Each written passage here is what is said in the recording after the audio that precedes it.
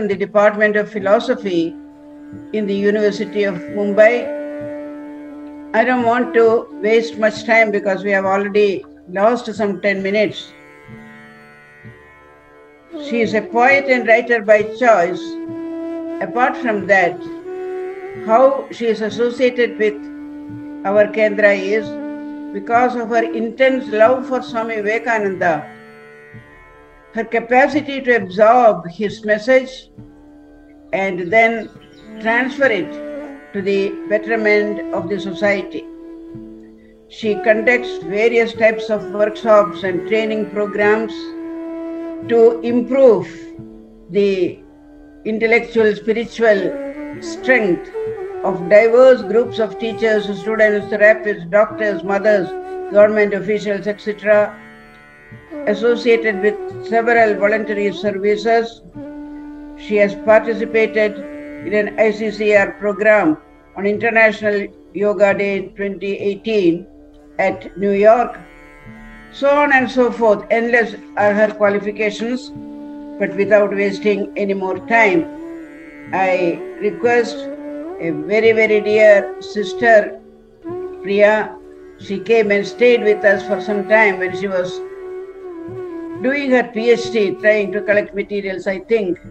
And it is indeed a great pleasure to invite her to speak on this occasion on hers and my beloved teacher, Swami Vivekananda.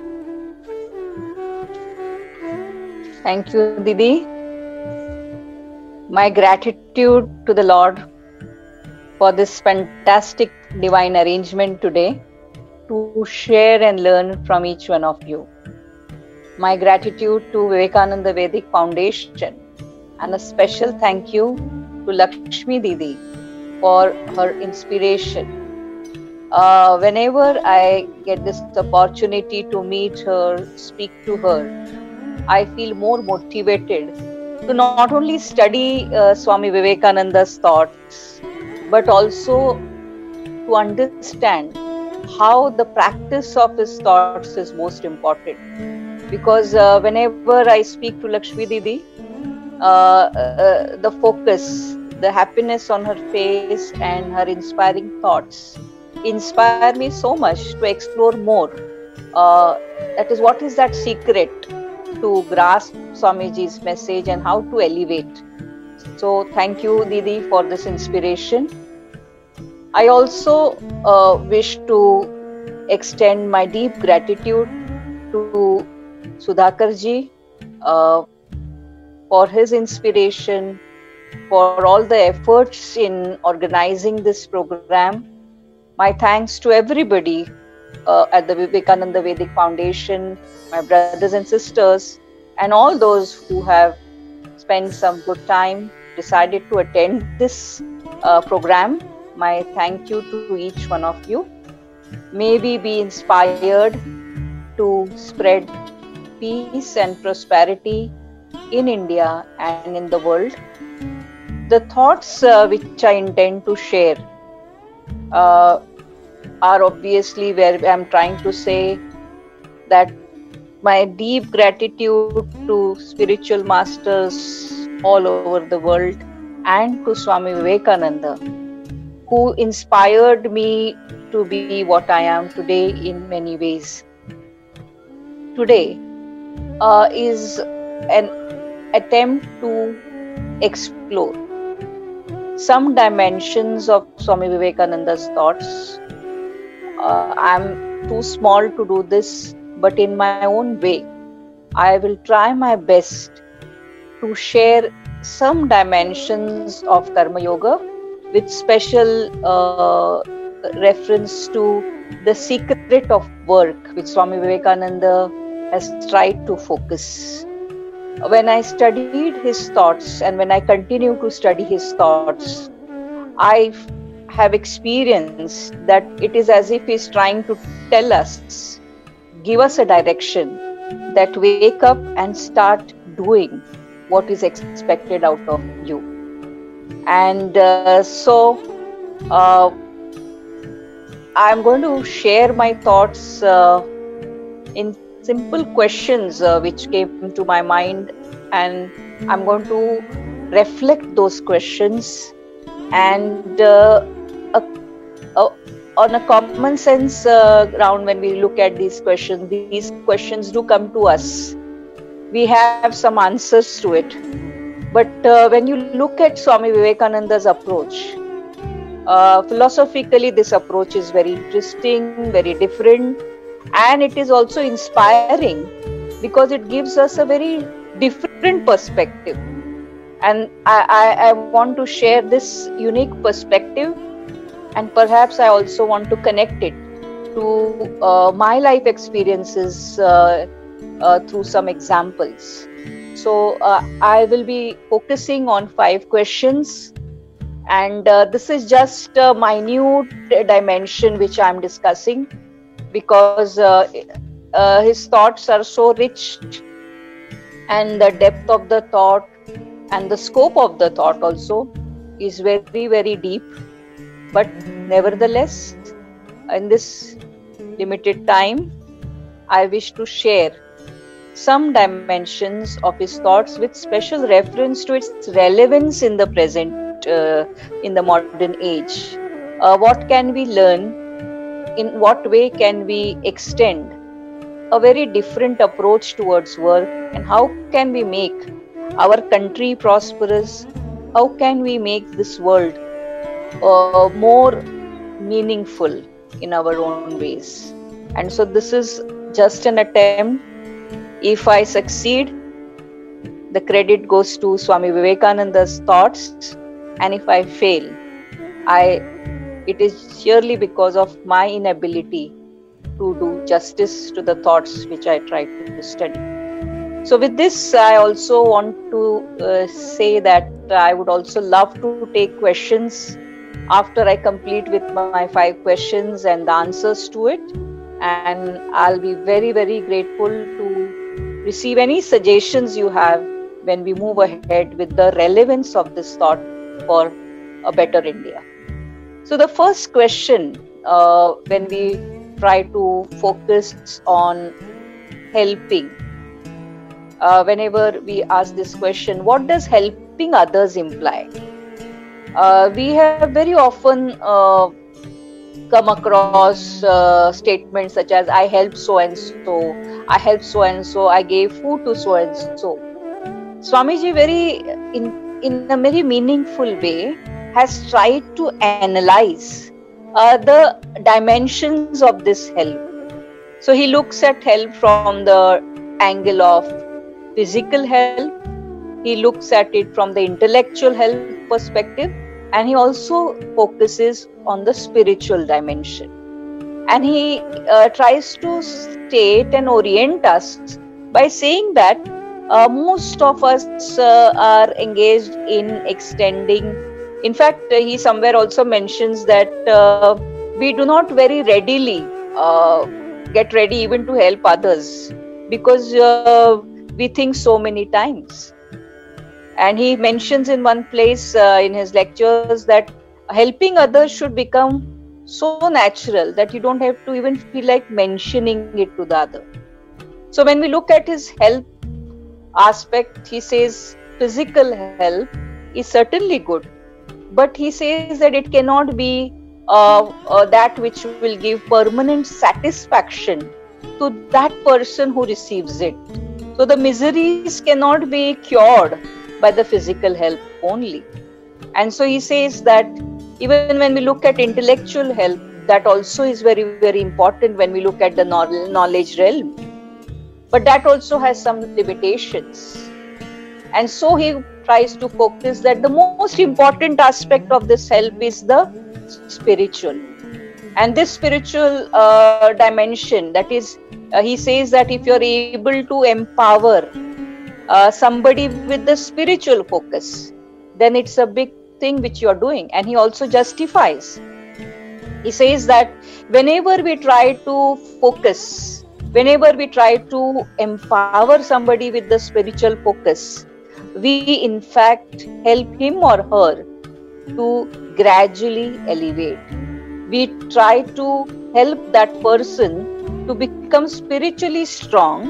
And Swamiji says that when a person becomes spiritually strong, then he will be strong in all the other ways. And that's why in my question and answer to my question, I have reflected on Swami Vivekananda's thought. One part of my answer is I have tried to also focus, try it, and what are the benefits. So what I learned from Swamiji's thought, and what we all can perhaps try this in our life, everyday life, and how we can enrich our life by focusing on what Swamiji is trying to say. So here we are trying to focus on the aspect of being spiritual. Now there is also a $1 million question. What is it to be spiritual? Many people think or say or suggest, and sometimes they also blow their own trumpet and say, I'm spiritual. So when Swamiji is trying to say help somebody in a spiritual way, try to give him or her a direction, the most important thing is, are we in a very genuine way also trying to be spiritual? Are we spiritually empowered to help others? And that's why it is our responsibility that we all have to become, in a very gradual way, spiritually awakened. And that doesn't require going to the Himalayas. That doesn't require even reading heavy books on spirituality. That requires a lot of travel inside and that awareness. And gradually, as we understand that the best dimensions of life are sometimes they just emerge when we are simple, honest, and clear about what life is. And when the Lord's directions, the grace, which tries to show us this path, because gradually we become eligible to receive that grace also. And that's why the tip here is to be spiritual is important. In this era of information technology, where everybody is busy with gadgets, everybody is trying to devote screen time, and technology has become the key word. Although that is very important, but enhancing spiritual knowledge is most required, because it is through that we become empowered and we can empower others.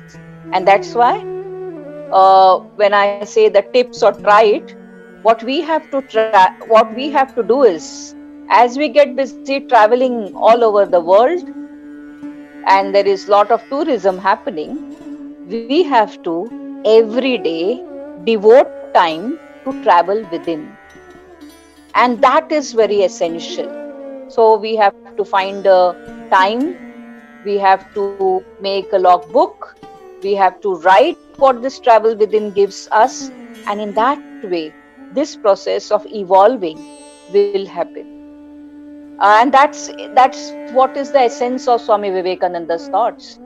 That these thoughts are not just philosophically enriching only in philosophy classrooms, but when we move out of the classrooms, when we go to this world, how are these helping us? And this is one example. So what will be the benefit when we become more spiritual, as Swamiji is trying to say? We will not only become more self-developed, but the conflicts will become lesser. There will be more clarity, and the focus will not be for cutthroat competition, but for contentment. And so no running after the frivolous will take place. And that is, the list is very, very long. But since I have to cover the 5 questions in the stipulated time, I would also request the organizers that if I exceed the time, kindly please tell me to close whatever my lecture is, because I am also keen to receive some questions from the learned audience. So this is the first question when we look at the secret of work which Swamiji is trying to focus. Second question which came to my mind, and which may have come to your mind also: how to work but not be attached to work. I still remember when I started studying philosophy in class 11, I had asked my teacher this question, that how is this possible? And Swamiji gives us a very interesting answer, how to work, but not to be attached to work. Swamiji says, freedom of the soul is the goal of all yoga. When we look at his explorations on the 4 yoga, we see that the focus is on understanding what is this ultimate reality. So he mentions that prevent deep impression on the mind, be unattached, let not a ripple conquer the mind. And so it is said that work and don't get attached to it. And that is where we are trying to say, he is trying to say that, which perhaps sounds very, very almost impossible. How can we work without any attachment or a goal? And in the try it section of my answer is Swamiji's solution. He says, just keep working. Just work for itself. And the reward will be enriching. That is, it will not be reward in that sense where you are going to focus on particular X reward. But when you keep working, I am sure all of you agree with me what Swamiji is trying to focus. Many of you or most of you may have experienced that when we just work for itself, we start coming closer to our soul. There are special moments of silence where we actually forget where we are, what we are, who we are. And these are those moments of elevation. And I think the journey becomes more interesting than the goal. And that's the reason Swamiji is trying to say that just work for itself. So whether you are a manager, whether you are a teacher, whether you are an architect, whether you are a politician, can you just work for itself? Can we stop trying to tell the world what we are doing? And today, social media, we see that lot of this is happening where everybody wants to claim. Everybody is very, very eager to get the credit. We see there are selfies when somebody is helping the other. Now, can we go beyond it? Can we move beyond this popularity, the attention, the ego boosting which we get in a very negative way? And can we just work for itself? And I think we can do it. And we have examples in our own homes where we see a mother working day and night for the child. And nowhere the mother takes a selfie and she posts on any social media. And this is something age-old. When we look at India and when we look at so many freedom fighters who devoted, who dedicated everything, and they did it just for itself. So I mean to say, we have so many inspiring examples. We may have good examples of our own teachers, our own parents, our siblings, or people in our area who are so much committed to the community, but they very quietly are doing it. So the benefit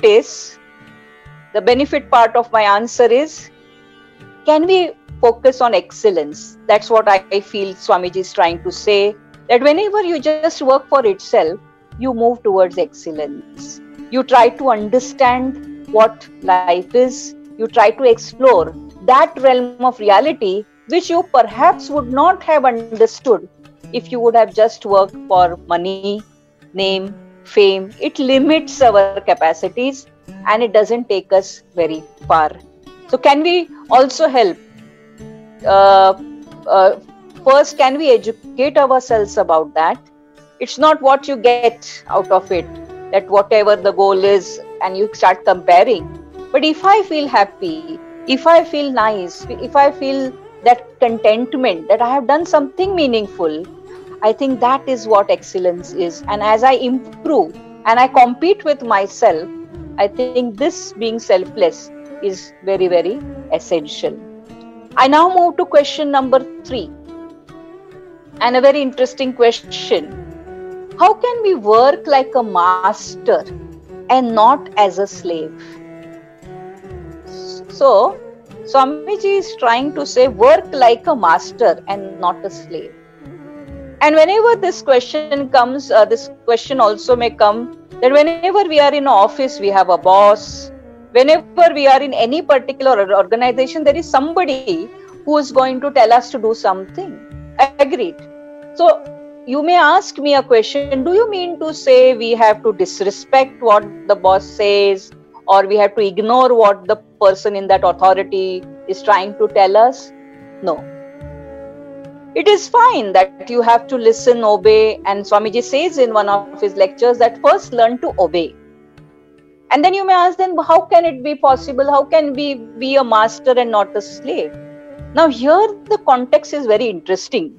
He says that you have to obey, but when you are working for a particular organization. For example, today when we look at the context, but when you are working, you have the freedom to be a master from within.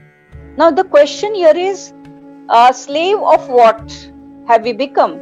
We have become slave of worry, we have become slave of fear, we have become victims where we always want attention, recognition, or there is lot of comparison which takes place, and your work is not really given the credit, and you have lot of ambitions. So we become gradually slaves, or whatever pay packet one gets, one wants more. So what we do is we only try to create problems for ourselves, and we are not happy. We are always disturbed because we are slaves. We have become so vulnerable that I am never happy doing it. So Swami Vivekananda says, work through freedom. And what is it? How can we work through freedom? And he says, love never comes until there is freedom. So whenever you work, if you do not want to be a slave, do whatever you have been given, or whatever work you are doing, do with a lot of love. Be a giver. Do not expect anything in return.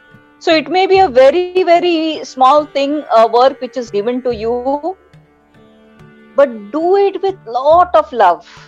Like we say that when you cook something, it is not just the ingredients, but what is the attitude with which you work. When you cook something, there's a lot of love, and that love keeps people more energetic. It makes people more energetic, more focused and happy. I had asked one question in a workshop which I had conducted with some government employees, that can we imagine, all of you also, you can imagine, most of the times if you look at people going to office, especially in Mumbai, if you just come to VT station or Churchgate station, and during the office hours, if you just see people going to office, you see their faces, with all due respect to everybody who's working, you see the faces, most of these faces are sad faces. These faces are with lot of anxiety. Can we have a very different picture where my brothers and sisters go to office with lot of happiness on their face, and when they come back also there is that joy? And I think Swami Vivekananda has the answer to this, and that's where we are trying to be focused, stating that be a giver, and I am giving my service, I am doing something for my nation, I am doing something the best I have. When you have to give your best, you're so happy. It's like a poet's work, an artist's work. It is my work where the joy is that this is going to be a part, a reflection of me. So tips is, check, are you a slave or a master?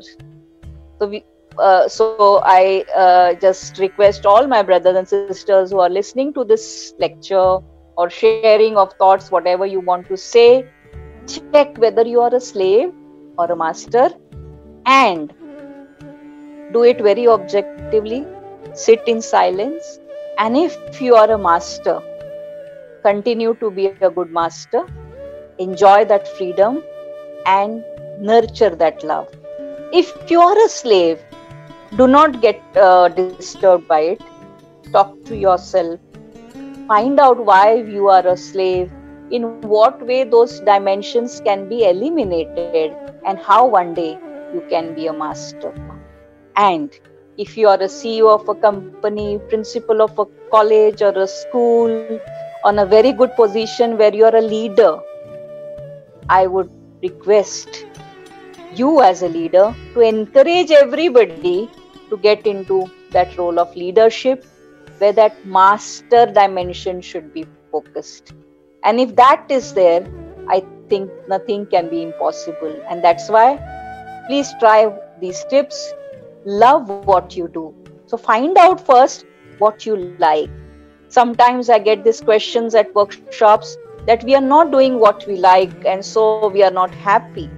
But if it is something where you are doing something and you have no choice but to be in that particular dimension, then you have to find a path to love whatever you are doing, because I personally feel it is a divine arrangement, that it is a kind of an assignment which is given to you. So try to experience the joy. Look at it from a different perspective and let your life be joyous, and let the work which you are doing should be fruitful and should be helpful for the organization, for the country and for the world in some way. And so be a giver.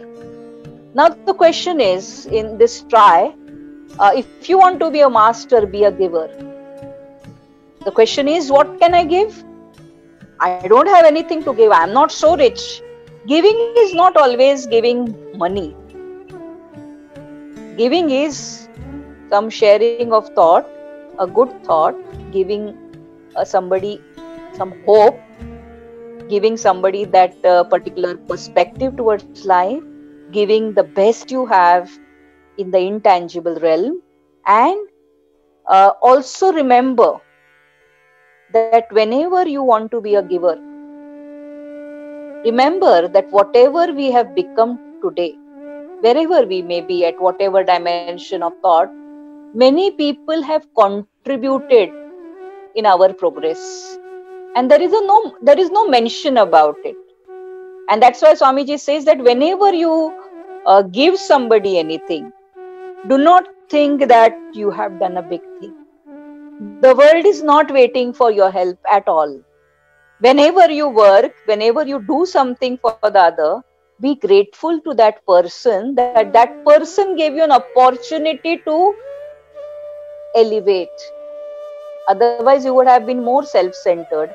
And that's why in a common vocabulary today, if I have to say in simple words, delete selfishness and attachment as early as possible. Every day, look at your mind screen and keep deleting this.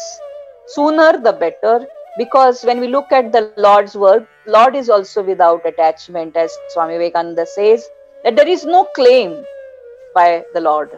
So we have to have that gratitude to the Lord, that we are in so good position to receive what life has to give us. The fourth question is, can we help anyone without asking questions? Swamiji says, and in a very, very impressive way, I feel so happy. He says that whenever, even when you're closer to death also, and if somebody is asking for help, be that generous in helping somebody. And so he says, be cheated millions of times and never ask a question and never think of what you are doing. So focus on the aspect of dedication, and one has to prepare oneself, and that's where I'm trying to say that this doesn't come sporadically. As teachers, as parents, as guardians, as the elders in the house, we owe responsibility to train our children, the next generations, to be selfless, to help them to become more selfless, because it is only when we become selfless that they will look at us as role models. And today we are in a very alienated society where helping doesn't come so easily, and we are very competitive. And there's a very common question where youngsters keep asking कि मुझे इससे क्या मिलेगा? What will I gain out of this? If I don't gain anything which is going to help me, why should I do it? And that's the reason the tip is, do not expect gratitude from anybody. Whenever you do something, and that's why my suggestion is take a 15 days program amongst your own friends. Make this that you are going to help one person at least every day who has no connection to your life at all, from which you're not going to benefit.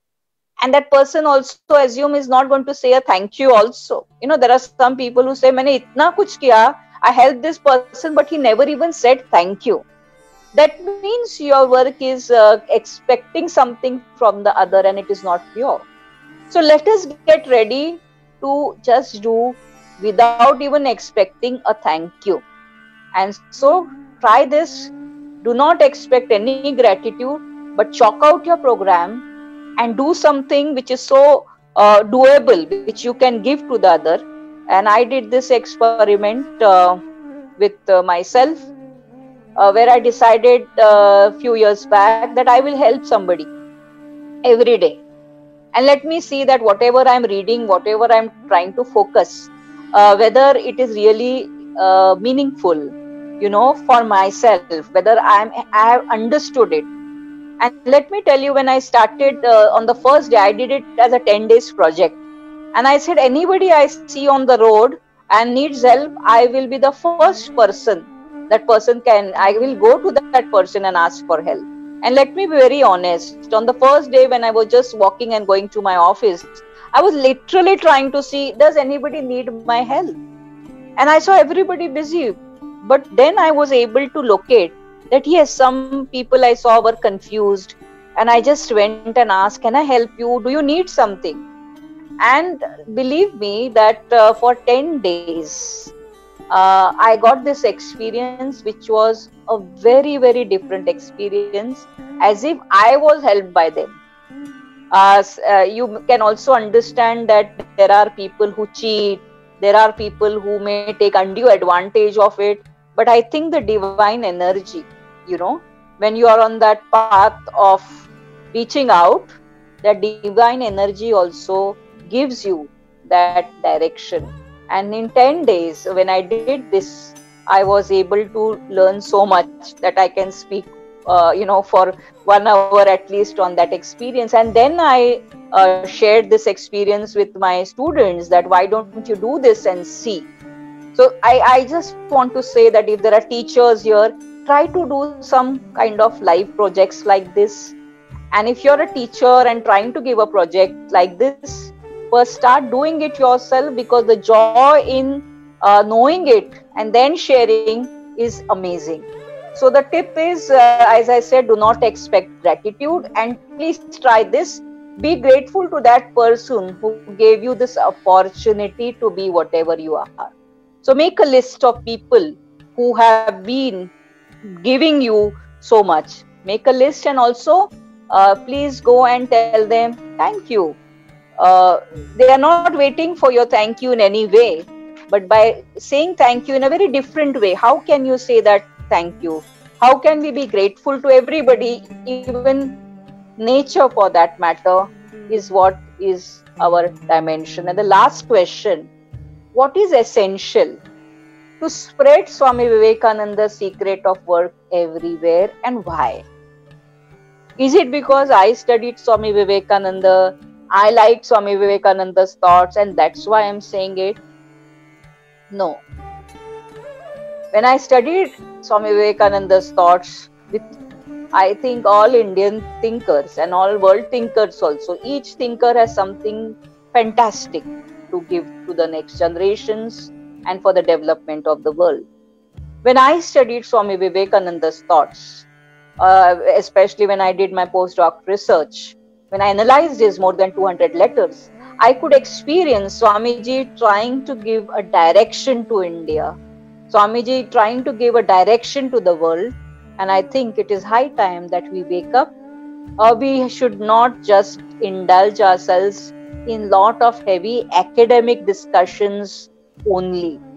Now we have to wake up to take it forward to make India a still better place by developing corruption-free India, a prosperous and progressive India. And we do not want people just to work in that sense of going to office or doing business. But in what way they are working? What is their state of mind? Are they taking their pain to the office? Are they getting some pain from office to home? Can we make these people more happy? And in what way Swami Vivekananda's thoughts will be more focused? I'm grateful to the Lord that I got this opportunity to take forward Swami Vivekananda's thoughts to some government offices, and I tried to convey that how corrupt thoughts lead to corrupt actions.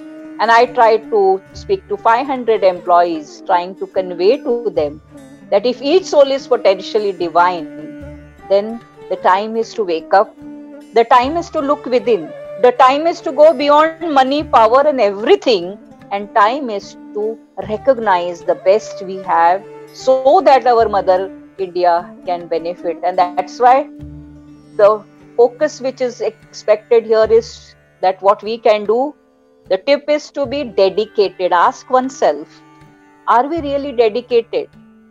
Are we really devoted to our own parents, our own families? Can we be peace ambassadors? Can we be committed and concerned with each member of the family, the community? Do I just belong to the community where I only observe problems but don't do anything about it? In what way do I connect to my country? What are the 5 good things I have done for my nation in the last 10 years, for example? Can I ask this question and can I learn something from it? And that's why, try it. What can we do? I think we need Neo-Vedantin approach in our HR departments. And this is not with any bias to a particular thinker, but I think Swami Vivekananda's thoughts have relevance in every field. Wherever I tried to do some workshop, wherever some groups came to me and said, will you do this? And I said, yes. And I have found Swami Vivekananda's thoughts relevant to each dimension of life, to each group. And I'm a very ordinary person. If I could explore this, you all are very extraordinary. And I think you can take this forward in a much, much better way than me. And that's why I feel there is a need to develop school curriculums and college curriculum based on Swami Vivekananda's thoughts. If one dimension of his Karma Yoga has so much of wealth of wisdom, each dimension will be so much. And this is not just a curriculum for India. We need this curriculum for the world. And I think the world is waiting.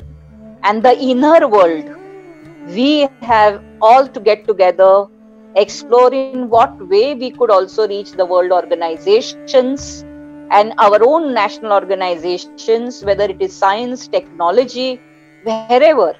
How can we focus on Swami Vivekananda's dimension of work? And today, when I look at the survey about psychosomatic disorders, of corruption cases, of so many cases of when we look at the compliance not followed, we see so many conflicts and we see that profit has not really helped us to move ahead. Now is the time to wake up and get going in our own field. And my gratitude to Swami Vivekananda. I think we need a direction from Swamiji, and I think we all should work together in our own way, and together if we work and move ahead, I think we owe something to the next generations, whether it is teaching in the Montessori class or school, college, anywhere, wherever you are. Let us connect with Swamiji's thoughts, and I think the joy is in giving. Let us be givers, and the more we give, the more we will feel like giving in a more meaningful way. I have so much to speak and share, but as I am a teacher and I stop when the bell goes. Yeah, no bell is there, of course, but I'm aware about the time.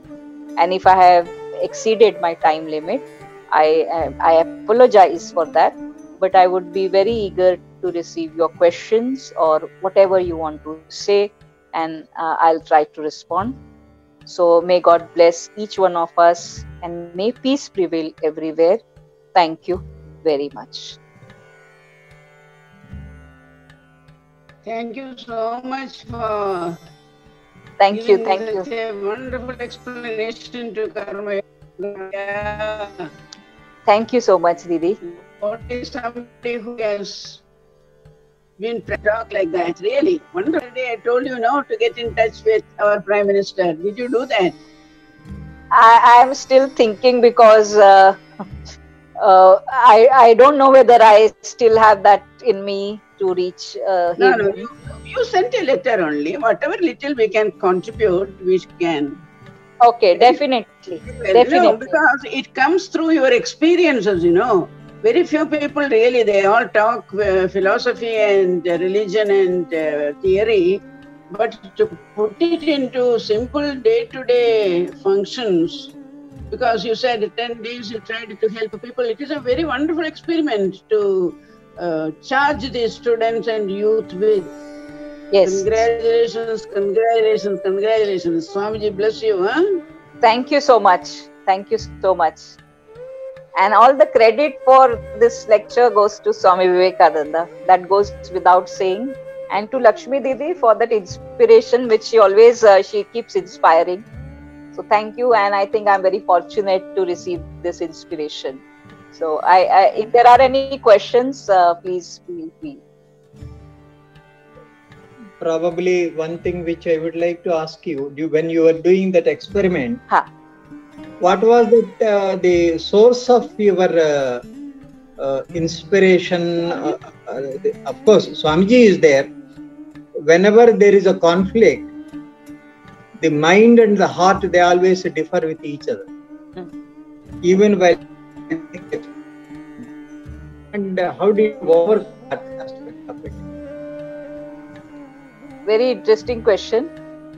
I was inspired by Swamiji's thought on love, and I actually started exploring on that, and I listened to my heart more than my head, and I tried to look at people and feel their pain, or if they were in problem.